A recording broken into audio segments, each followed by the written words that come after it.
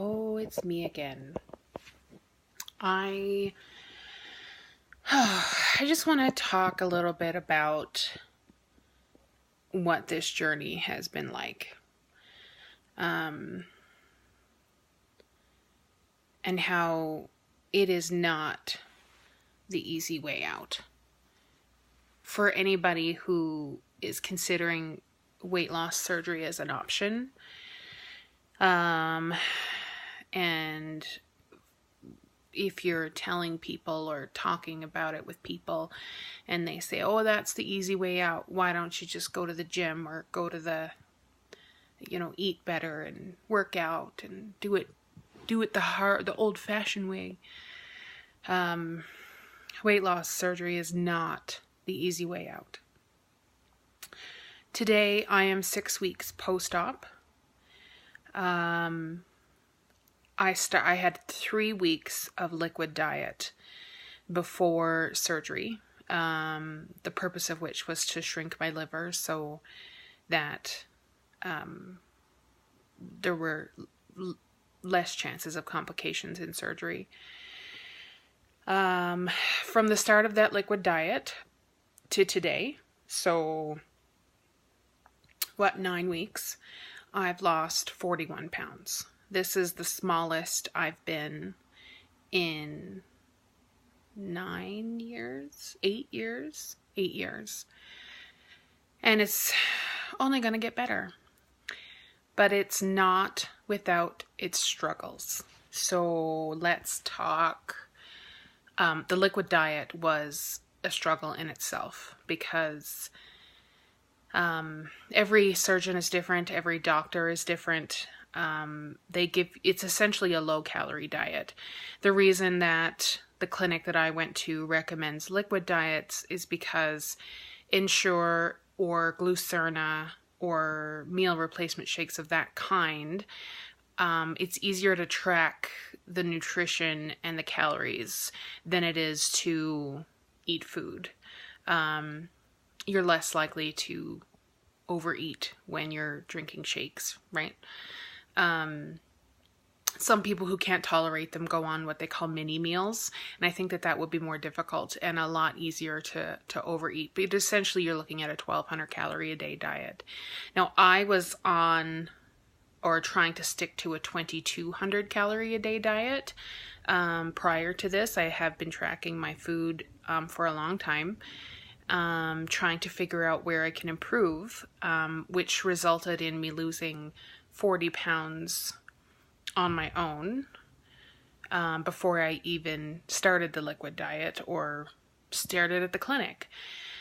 But I digress. Anyhow, so going from a 2,200 calorie a day diet to a liquid diet where you don't chew, everything is sweet and vanilla or chocolate or strawberry, and if you have anybody in your life and you're the cook, you're cooking for them and they're eating it and you can't. And the mental struggle with that is unreal. I'm not going to say I didn't cheat. I had a bite of pizza a couple of times. I had a spoonful of mashed potatoes here and there. But I never had a meal. I never had anything that would drive my calories through the roof. And the surgeon said I did pretty good on that part. Let's talk about surgery.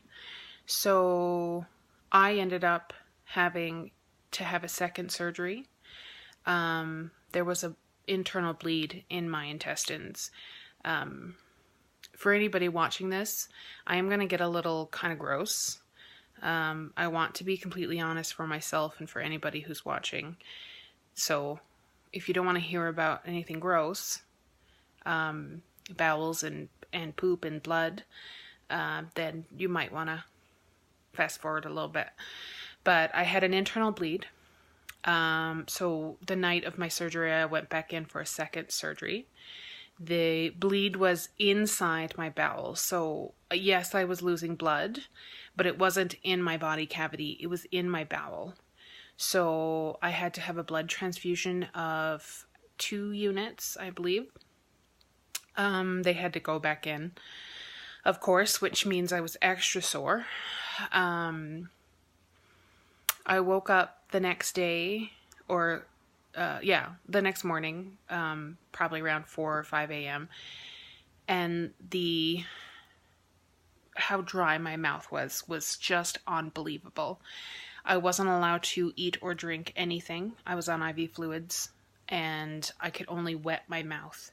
And it was the most excruciatingly painful scenario. I thought I was dying of thirst. I knew I wasn't. I knew I was well hydrated with the IV fluids, but all I wanted in life was to drink something. But I couldn't. Sorry, something happened. So now we have a split. But anyhow, so the next day, still waiting. You have to get tested to see if there's any leaks. My heart rate got to 140 some as I was trying to get out of bed. And so my tests were delayed until they could confirm that I was no longer tachycardic. Finally, I was able to drink.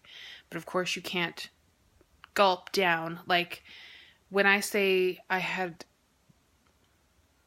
It was like I was in the desert for days. All I wanted to do was eat a piece of ice or something. Like, that first sip was glorious, but you can't gulp. You can't drink what you want to in the amount that you want to. It's not, your stomach can't handle it. And I was still healing at that point, so sips it was. So then, I didn't suffer from a lot of nausea. A lot of people get nauseous with everything that they eat. I didn't have that. I did have quite a bit of pain. It took me an extra day before I could get out of bed on my own and walk around. But the blood that had drained into my bowel had to come out. And so the day after surgery, I want to say pooping, but there was no substance to it, and it was all blood, and it continued for days. Just smelly, gross blood. And it was coming out everywhere. That was awesome. So I get home and I can't lay down straight, so I have to sleep in a recliner. Luckily, we had just gotten some. But I struggle with sleeping sitting up. I've never been able to sleep on a bus or a plane or anything like that. I need to be laying down, so I got very little sleep the first few nights. Finally, with some help, I was able to go to bed. I developed a blood clot in my lung, which made it hard to breathe. That required shots of blood thinners twice a day for 30 days. That was awesome because they hurt and they sting and they bruise. Then you go through trying to eat, trying to learn how to eat. Can you imagine being 35 years old and trying to learn how to eat? Trying some of your favorite things and throwing them up because you can't handle them. Trying to add protein powder into random items and hoping it doesn't taste like garbage because you have to get your protein in. Having to set up a schedule so that you get enough water and enough food in a day. It's so hard. And then you go through steps of where you're on liquids and soft solids and then regular solids. And I mean, I'm 6 weeks post-op and I still don't know how to eat. And now I'm sad about it. So then you have all of the emotions that come into play. Like, I can't go out and celebrate a victory with dinner. I can't have birthday cake. My birthday is in a couple of months and I can't have birthday cake. You know, people want to go out, have lunch and have coffee and have this and have that, and I can't do that right now. I don't know when I'll be able to. I can't eat like I did. I can't just sit down and eat normally. I have to make sure that I take very small bites. I have to chew it very, very well. And then I have to wait a minute before I have another bite. It takes me 20 minutes to a half an hour to eat what I could probably eat in a minute and a half normally. And my depression and anxiety is coming back. That's, I guess, another video because I'm going to run out of time. But yeah, it's not the easy way out. It is an overall change to your life. It will help you. It is a tool. It does work. But you have to be prepared to change your entire life. This is one thing that you can't quit. You can go out and buy all the healthy foods and healthy cookbooks and plates showing what your portions should be.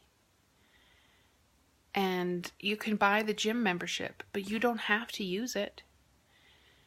That day when you're too tired to cook or you had a bad day at work and you want to have burgers, you can have those burgers and fries and milkshakes and all of that.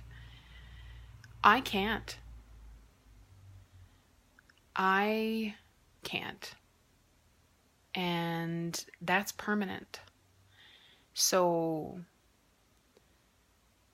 to say that this is the easy way out, it isn't.